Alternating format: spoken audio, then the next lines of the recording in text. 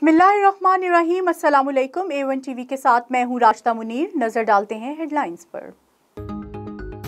मुस्लिम league नून की नायब सदर मरियम नवाज लंदन पहुंच गई। एयरपोर्ट पर हसन नवाज और लीगी कारकुनों ने इस्तकबाल किया। मरियम नवाज के साथ इनका बेटा जुनेद सफदर भी लंदन पहुंचा। PTI के कारकुन शरीफ फैमिली के खिलाफ नारेबाजी करते रहे। किसी सूरत असेंबली में वापस नहीं जाएंगे, इमरान खान का ऐलान। कहते हैं साइफर से फायदा उठाने वाले इसकी तहकीकात कैसे कर सकते हैं। चेयरमैन PTI ने चीफ इलेक्शन कमिश्नर के सामने ना होने का ऐलान भी किया।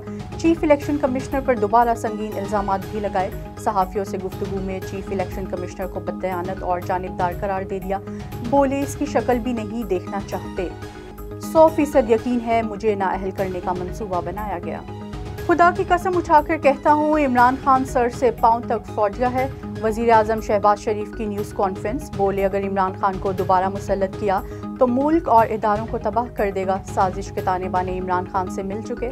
साइफर के मामले में मुल्क और कौम के साथ बदतरीन बददयानती की गई।